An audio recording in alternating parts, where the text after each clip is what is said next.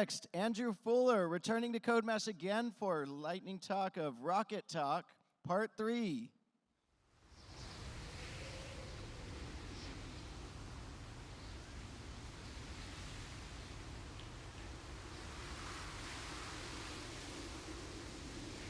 All right. So, this is the third and final installment of my Rocket Lightning Talks that I've done over the past 2 years.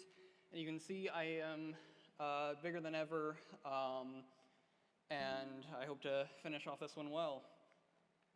So, a little bit of what rocketry certifications are is by the two national rocketry associations in the US is the Tripoli Rocketry Association and the National Association of Rocketry. They provide the safety rules and guidelines for the safe use and flight of rockets like these. They provide 3 levels of certifications that allow you to purchase and fly larger size motors. Like I said previously, that I have shown off the level 1 and 2 certification rockets in the previous years, and now I have flown this one twice, once for a test flight and for the final certification. So a little bit about the design. I used 2 different programs to kind of make the simulation and also the model of it to make sure that the entire thing fits together. So some of the details about it are the M-class motor, which is required for a certification of level 3, and that provides 5,400 newton-seconds of total impulse. Some of the other characteristics, like the length and diameter, and some of the expected flight characteristics of this rocket is I was hoping to reach over 8,500 feet and just barely touch Mach 1.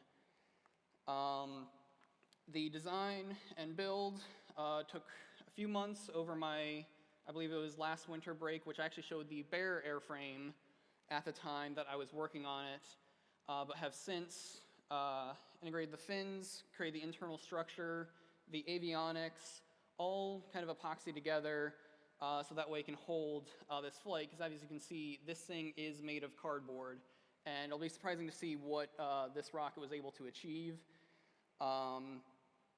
And I had avionics on it for recovery as well as the GPS to find it on landing. And I also added decoration because my level 1 and 2 was called the Goblin kit by Lock Precision, and this one is a scratch build, so I call it the Goblin Tinkerer in kind of honor of from Terraria as one of my favorite games, if a lot of you have played. So I added that pretty much decal to the entire rocket. And before kind of doing the certification flight, I did a test flight when I went a trip out with my university's rocket team to Friends of Amateur Rocketry out in the Mojave deserts of California. And this was the first launch to see, does it even hold together?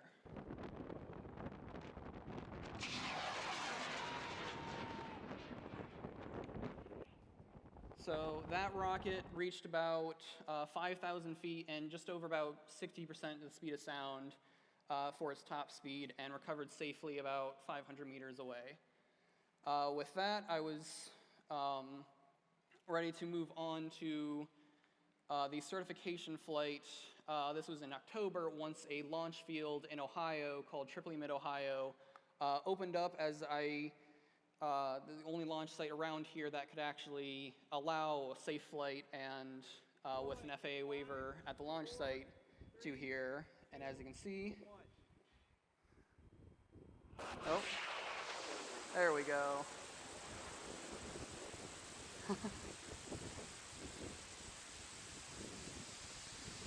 Oh.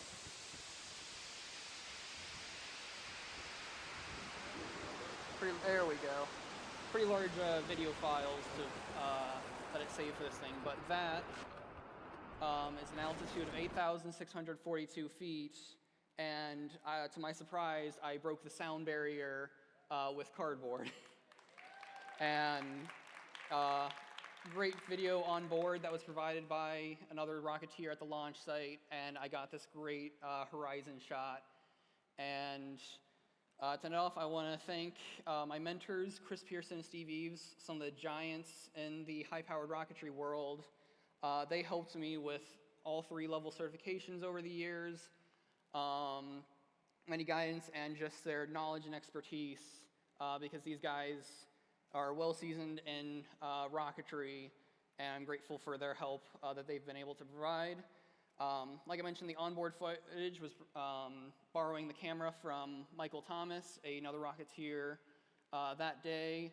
That footage that was in the top right corner was one of my friends, Anthony Skitsky. He brought his drone out there to like 600 feet and got that great shot. And then I also brought my friends along, Adrian, Jason, and Michael, for launch day support, because this was pretty much a year in the making to get to this point.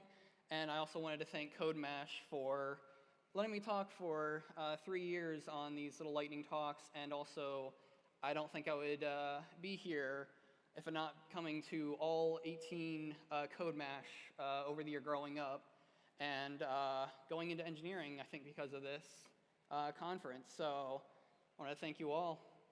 That's all I have to say. Thank you. Thank you, Andrew, for sharing multiple years of Rocket Talks with us.